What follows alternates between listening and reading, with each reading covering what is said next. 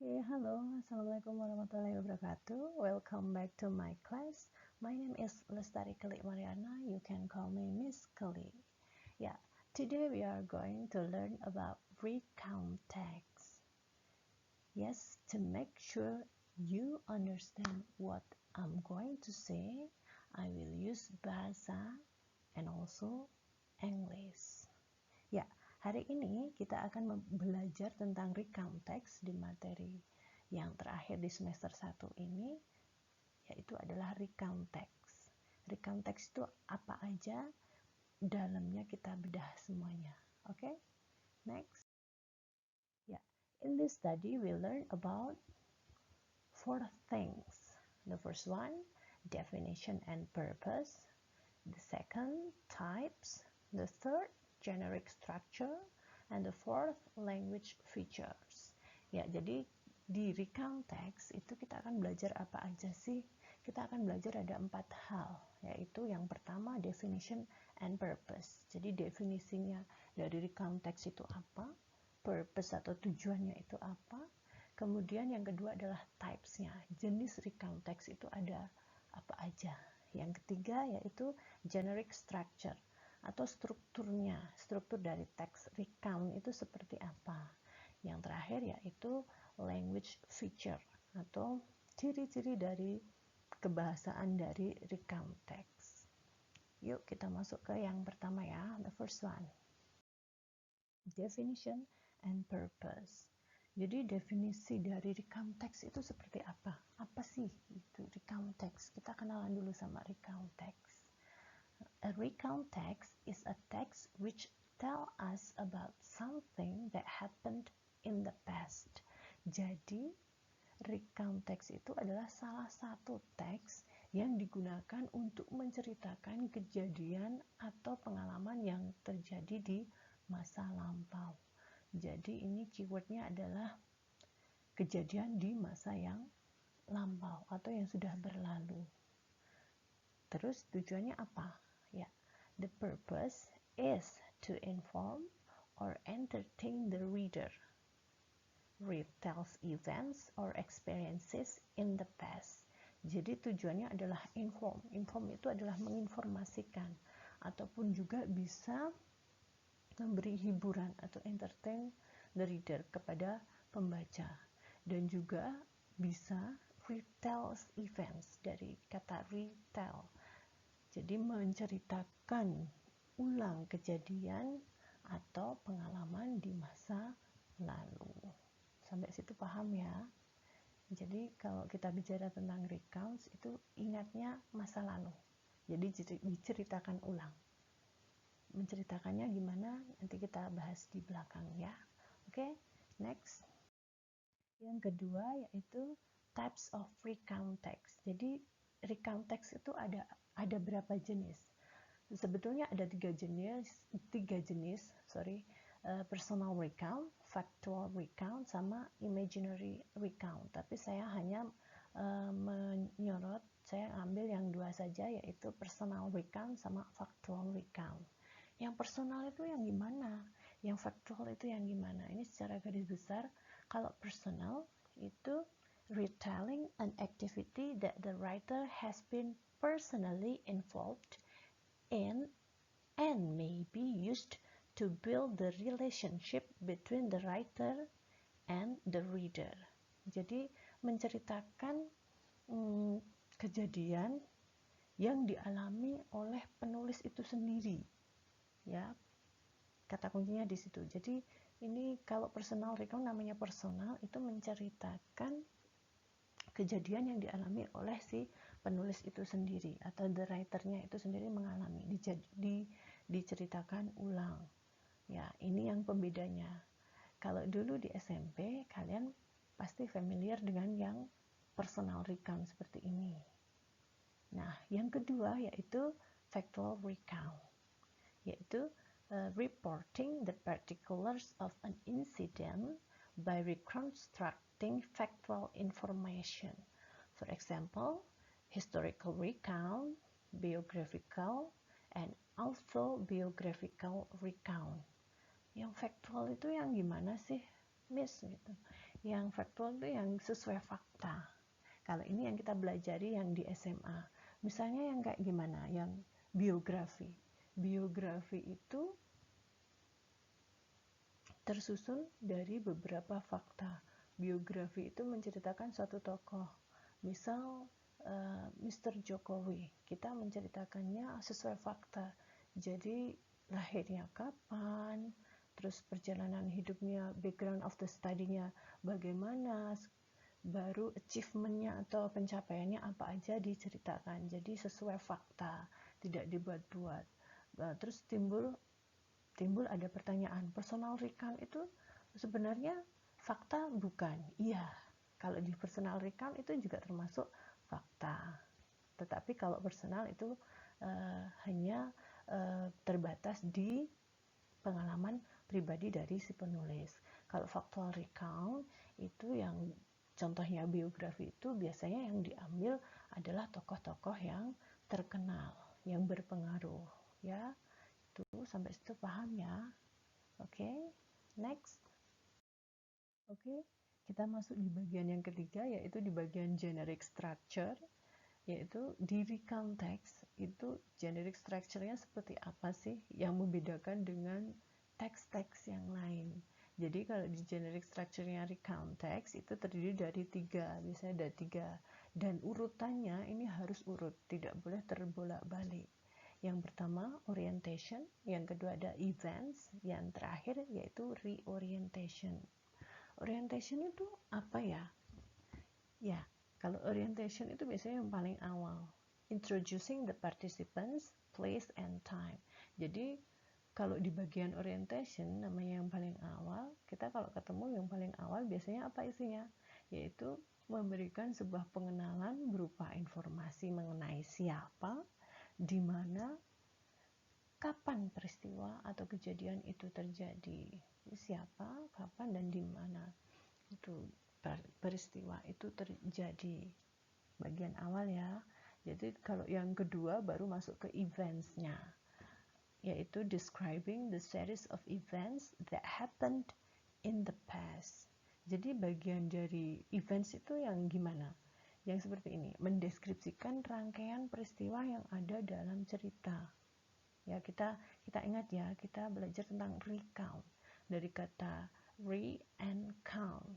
Count itu menghitung, re itu kembali, jadi menghitung ulang kembali, ya. Jadi kalau menghitung, yang dihitung yang mana? Ya, yang masa lalu itu tadi, kejadian yang terjadi di masa lalu itu tadi. Namanya juga menghitung ulang, itu harus urut. Jadi dari misal kita menceritakan satu tokoh. Jadi tokoh itu dari dia lahir itu di mana, kapan gitu. Terus edukasinya seperti apa, mengikuti sekolah mana aja. Terus baru yang terakhir itu achievement-nya atau pencapaiannya, prestasinya apa saja, dan meninggalnya kapan, di mana, seperti itu. Jadi harus urut, tidak boleh terbolak-balik juga di bagian events. Jadi dia harus urut dari yang pertama sampai yang terakhir. Baru yang terakhir yaitu di bagian ketiga ada reorientation. Sebetulnya kalau di bagian ini optional ya. Jadi boleh ada, boleh tidak.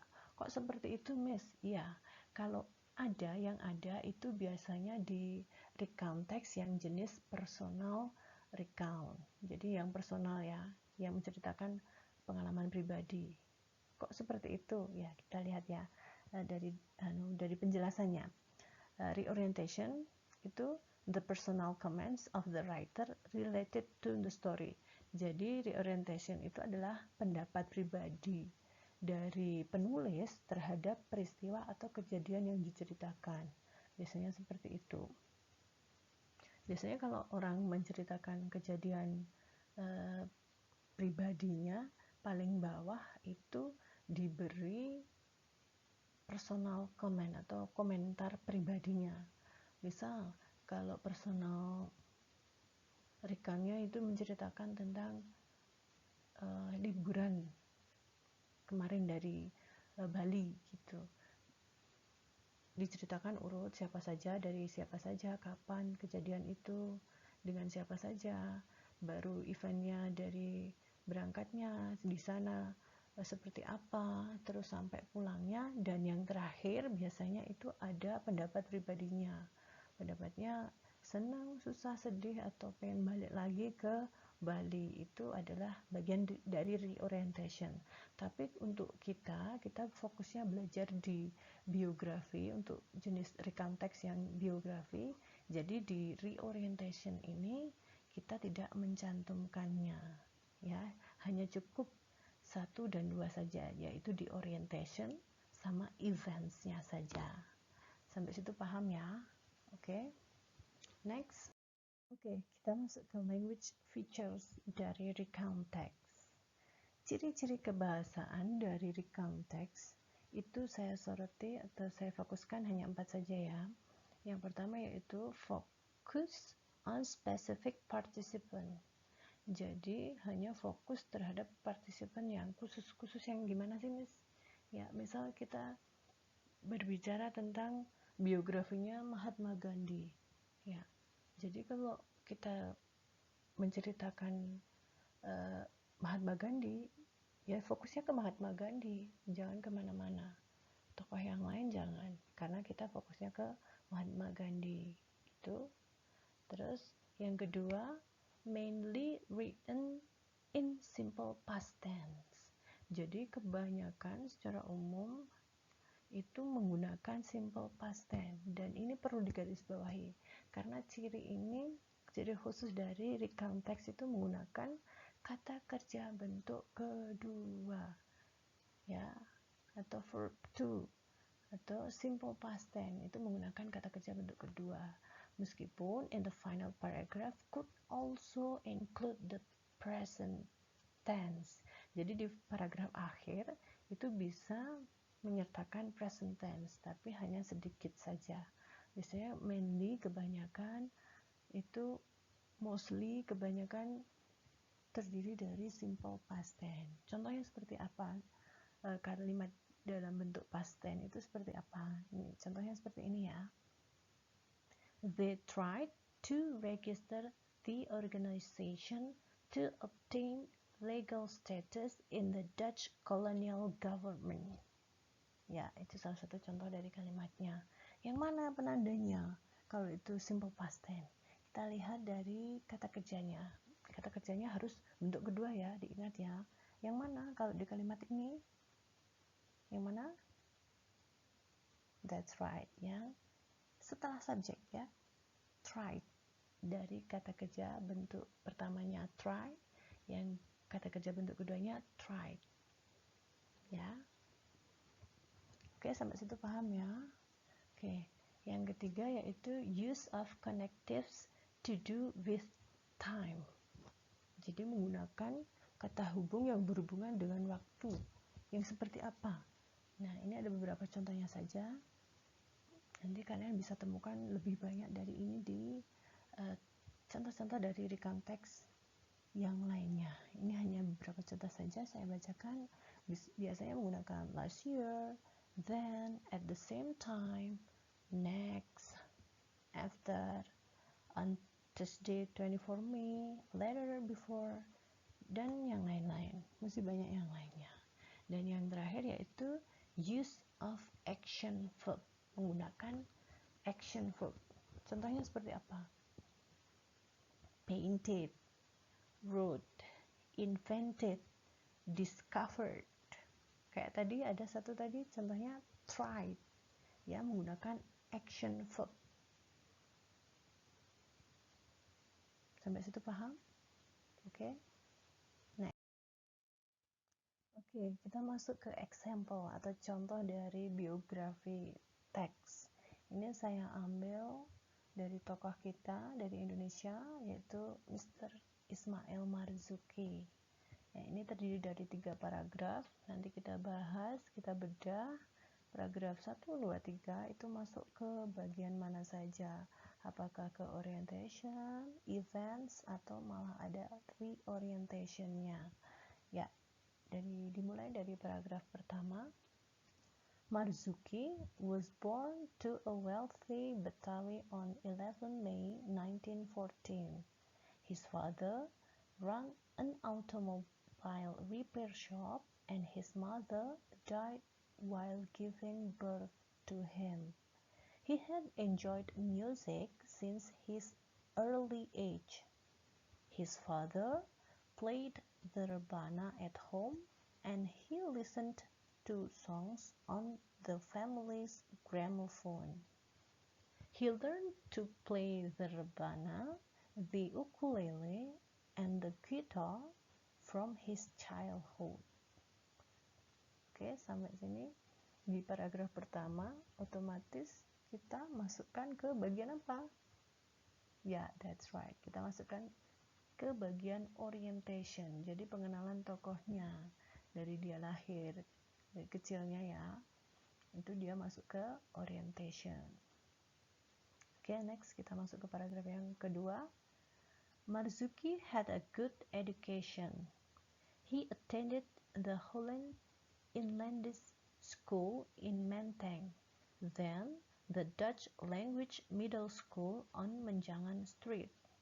He also studied religion at Unwanul Wusta Madrasah. However, he did not study music formally. As a composer, Marzuki wrote about 204 songs.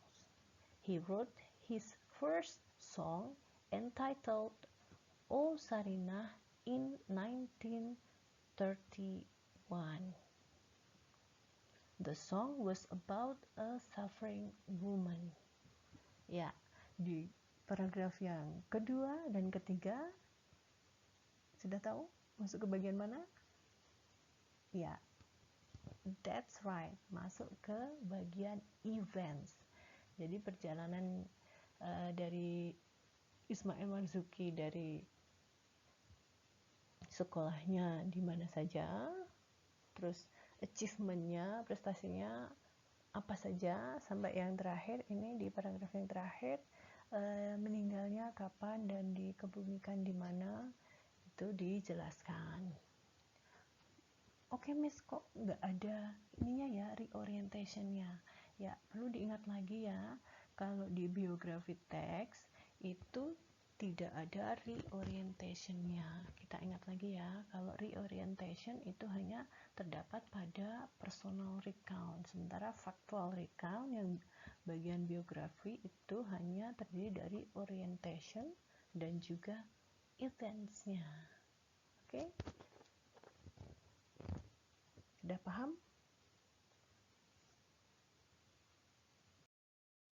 Oke, jadi itu yang kita bahas hari ini dari materi recount text. Kita udah bahas dari definisi, tujuannya, tipe-tipe dari recount text, generic structure-nya, dan juga language feature, dan tak lupa contohnya. Kita sudah bahas semua. Saya harap kalian paham dan video ini bermanfaat. I think that's all from me. Assalamualaikum warahmatullahi wabarakatuh. See you next time.